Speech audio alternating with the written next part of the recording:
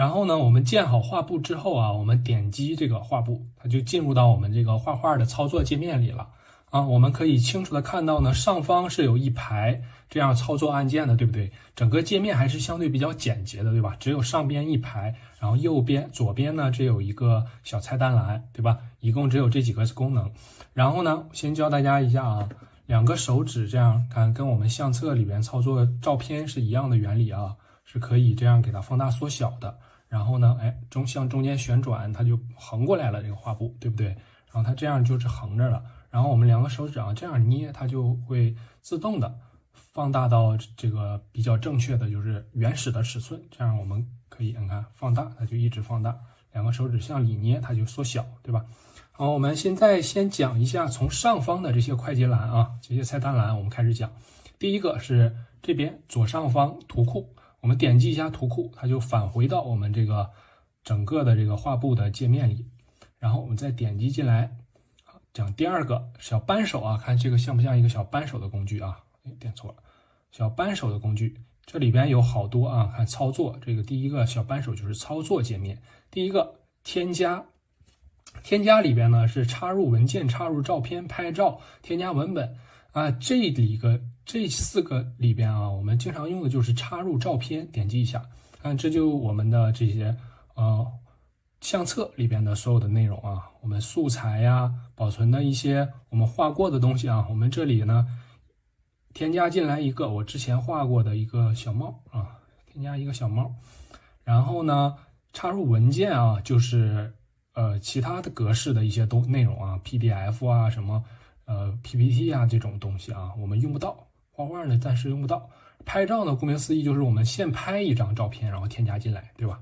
添加文本呢我们也用不到，剪切拷贝这些我们都暂时用不到啊。剪切拷贝呢就是我们之后会教大家如何用手指来直接操作，快捷操作啊，不需要用到这里的。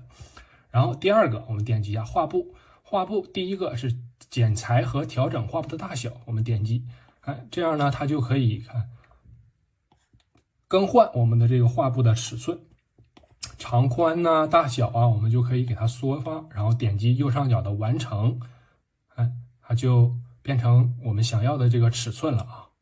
好，然后呢，我们看第二个动画协调、页面辅助、绘图指引呢，这些我们动画协助呢，这些我们是做动画里面用的啊，我们用不到。页面辅助呢，我们用到。绘图指引呢之后呢，我们会稍微的用到一点点，之后呢，我们在画的过程中，我们再给大家详细的讲解这个功能啊。好，下面有一个参考，我们给它打开啊，这个是我们经常用到的。看参考这个是干嘛用的呢？它就会出现一个这种参考小框，看到没？这个就是它就是，比方说你看啊，第一个是画布的这个参考。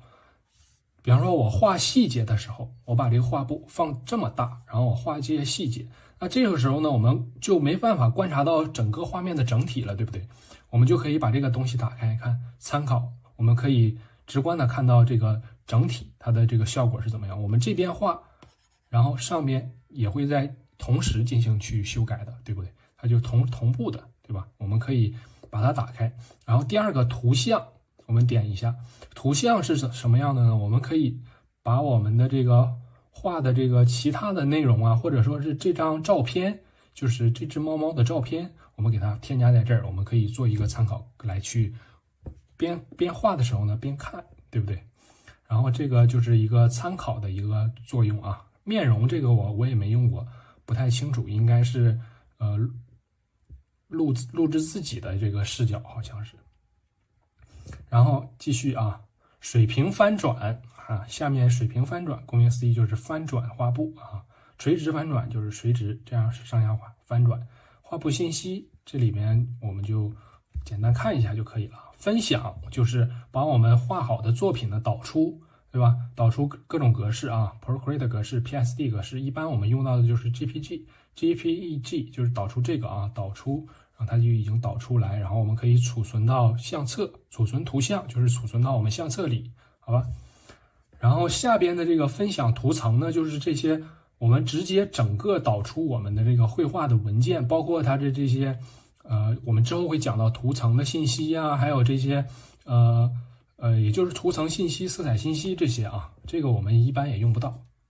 视频功能呢，就是导出观看我们这个绘画的整个过程的它的这个视频，就我们绘画过程的一个视频，然后也可以导出它的这个视频啊。